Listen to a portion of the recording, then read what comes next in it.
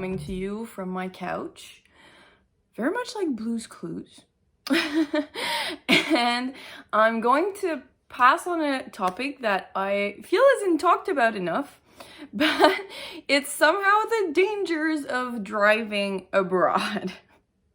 Because I didn't drive very much when we were living in England, for obvious reasons. Reason one, we didn't have a car that was, on the right side of the road. And yeah, they drive the other side of the road. But in France, I kind of didn't have a good reason because my driver's license is in French because I'm from the French part of Canada, which makes it valid in France. And they drive on the side of the road that I'm used to. So I didn't have a good reason to not drive, as well, my husband has a car in France, so we even had the car sorted, So I'm driving in France. But it's not, I would say there's perfecting to be done. Quite a bit of perfecting to be done because a lot of the rules they have here are going to be different. It's normal. It's another country. But a lot of their rules or their ways of doing things seem to insinuate rules.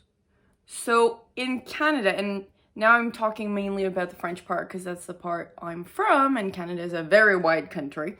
But in Canada, I feel that most of the rules are definitely up there on the signs.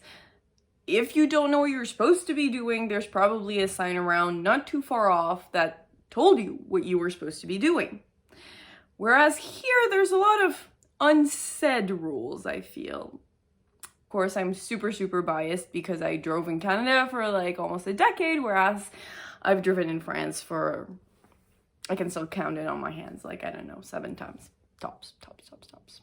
So I limited out my expose on the oddness of driving in France to about 5 things because I could go on forever. I have opinions.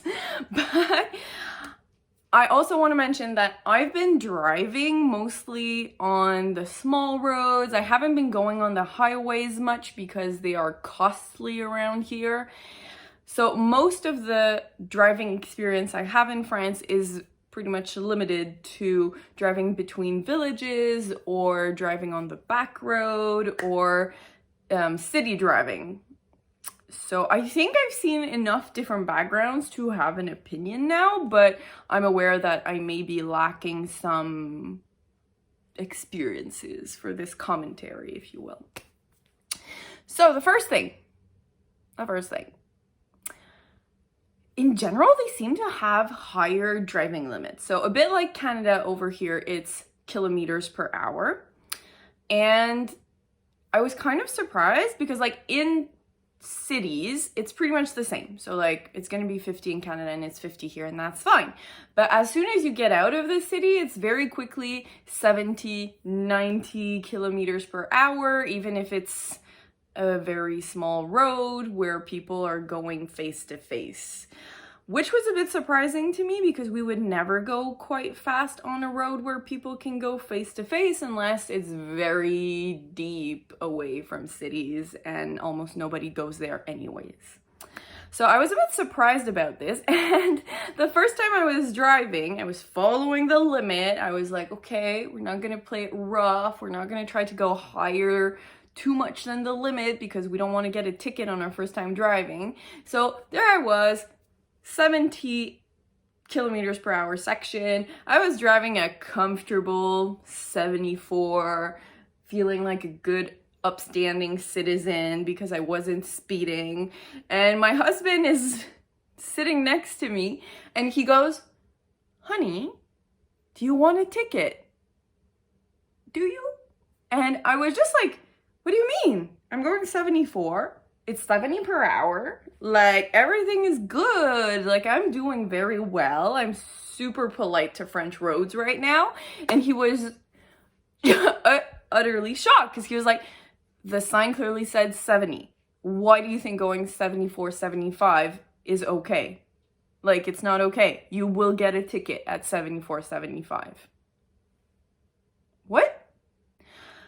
And that's when he proceeds to explain that the limit is the limit on the sign and none other, which is a bit shocking because in Quebec, the brackets where you can get tickets are very much, you start getting tickets at like 11 kilometers an hour over the limit. So you have a certain ticket for between 11 and 20 over the limit, between 21 and 30 over the limit, 31, 40, you get the gist.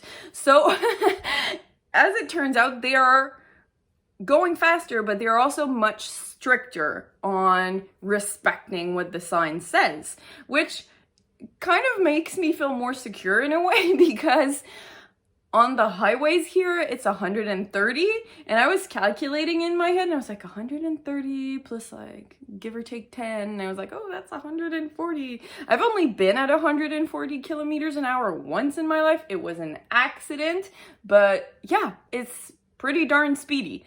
So I'm a bit shook by how fast they go, but then again, in other situations, they seem to not indicate very well how fast or how slow you should be going, which is not helping poor little me who is not from around here.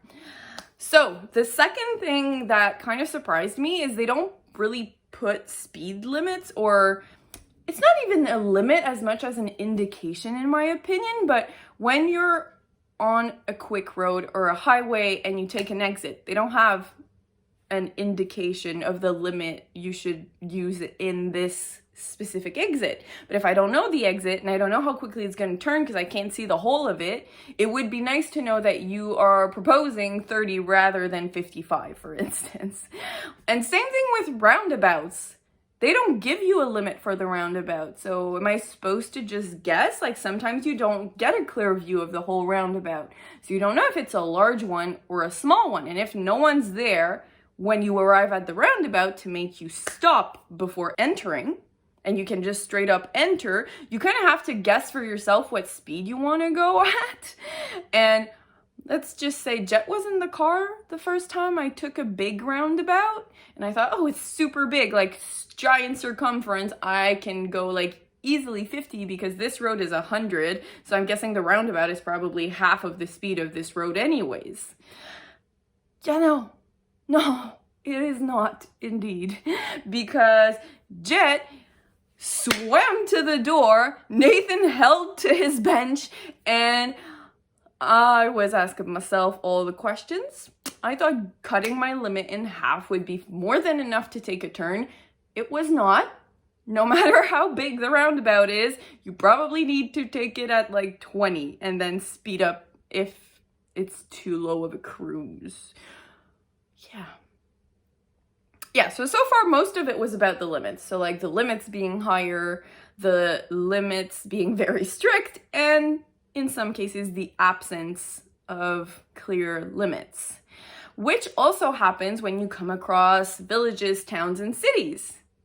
They have a sign, like most countries, telling you that you're entering a village or a city, and yeah, you're just supposed to know what that means.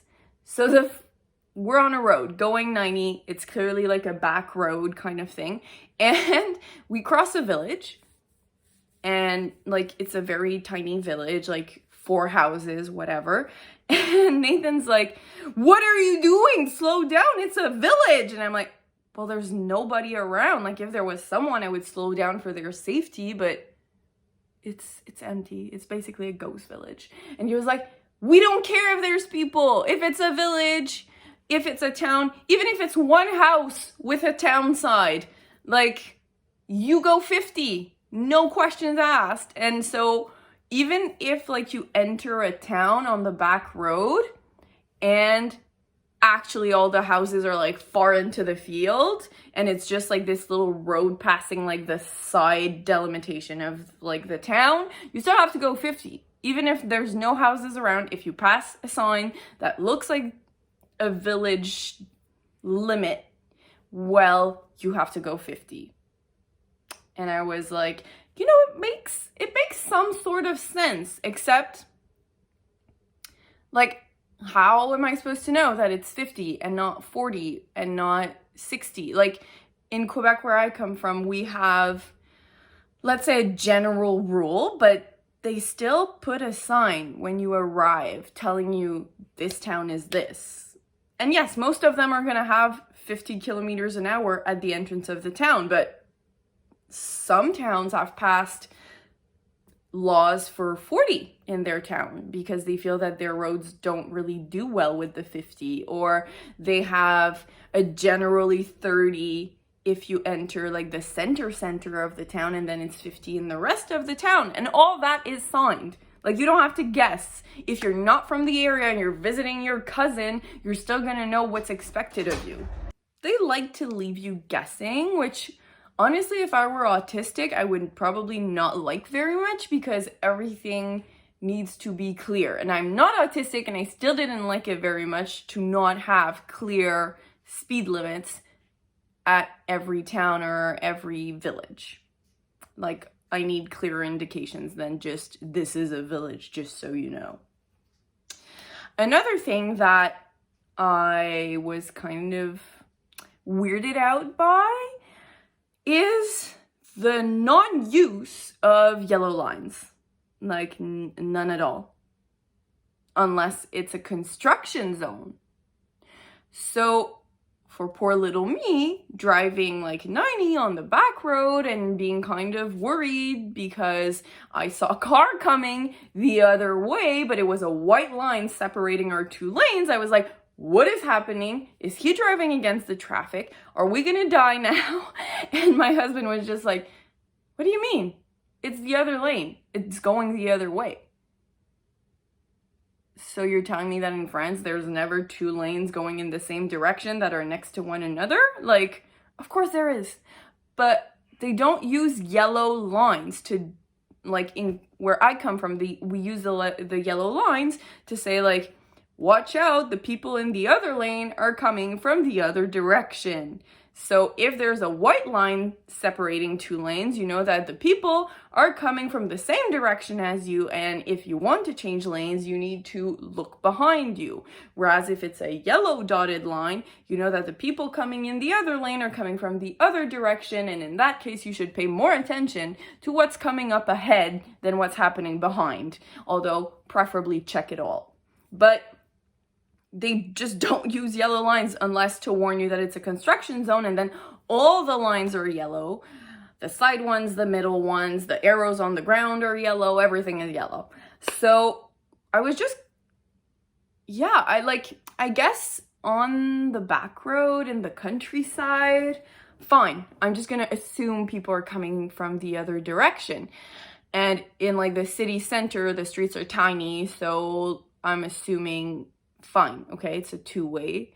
But like, you know, in like the surrounding of the city, I just feel that it's wider lanes, more lanes. So like if there's 4 lanes, how am I supposed to know if some of these lanes aren't coming from my direction? Because usually there's like the possibility of putting like a little strip of land and be like, on this side of the little strip, we're driving this way, and on this side of the little strip, they're driving this way. But not always, because Europe has really tight areas. So they don't always have the space for the darn strip of land, whatever you want to call it. So I just think a yellow line indicating that people aren't going the same way as you in the other lane was really clever. And I mean, they don't even have snow here like we do in Canada, so their yellow line would never be hidden. Like in Canada, sometimes you can lose track of the yellow line because snow, but here, they could use it perfectly all year round. Like, I don't know. Oh, yeah, talking of lines, they also have different dotted lines. Like they have like the wide apart ones, and then they have close together ones, and they don't mean the same thing. So like the wide apart ones here mean that, well, you can easily like pass, like speed up and go in front of the person. Whereas the close together ones seem to be like, hurry up and get back in your lane. But it's weird because like, this is a road. This is the dotted line separating 2 lanes. But on each side of the road, you also have the close together dotted line. So what does it mean? Like, if I decide to go driving in the field, I have to hurry back to my lane? Like, why is there a closely dotted line on each side of the street as well? Like, way to help us figure out what these lines mean, kids. So, yeah. And I guess that would be number 4. And then the last one that I kept for the end was probably the most dangerous one for my personal experience. They use stop lines, right, at intersections when there's a stop. But they don't use stop lines at an intersection if it's a light. So there's like no straight up indication of where you're supposed to stop if you get a red light. So on my first few drives, I would do as we do in Canada. Like, if you can't see the stop line because it's covered in snow or because it's been erased or whatever reason, you stop at the corner so you get the best visibility. So corner, you. Corner, you. So that's what I did. And my French husband was screaming his head off because he was like, oh my God, you're in the middle of the intersection. I'm like, what do you mean? I'm level with the land. And he was just like, no. There is no level with the land in this country. This means nothing to us. And as a matter of fact, looking back in my rearview mirror, I could see that everyone else was about 2 meters behind us. And very simply because when you get to a stoplight here, you stop wherever it makes sense as long as you are not on a crossing, like pedestrian crossing, and as long as you are at least 1 to 2 meters away from the light so that there's best visibility for all drivers. Because yes, their lights are not very high in the sky. Sometimes they are, but sometimes they're more like 2 meters from the ground, which is not that high. So you just have to stop pretty far from the actual intersection, actually, in most cases, like in 99% of cases, which was confusing. And more than once have I got weird looks because I was way too close to the intersection, although not in the way, just close to the intersection, which, how dare I? So I think those are like the top 5 weirdest things to me. Like, definitely their speed limits being high, them being very super strict about it, them not identifying speed limits in areas that I feel we should get some kind of indication of a speed limit, them not using the yellow line to separate the directions of the lanes, them using the yellow lines for construction, which fair enough, but you could just put signs up for construction instead of repainting your street. And then their weird different styles of dotted lines, which again, I guess it's not that weird because if you never get snow, well, of course you can see the lines all year round and you can get a little more creative with them. But then if that's what they're doing, where my purple lines at? Where my pink lines at? Like, I want all the lines. If you're going to be playing fun patterns with the lines, I want the colors. And last but not least, the absence of the stop line at intersections. So for yous out there who are wondering how I'm still alive, because clearly I'm a danger to myself and to others, I just learned as quickly as I could. So that was my little part on the French roads. And I'm gonna leave you on a few images of the roads I've been driving on. I was not filming and driving, my husband was filming for me. And you'll see they're like super cute, but also super deadly. See you soon, bye!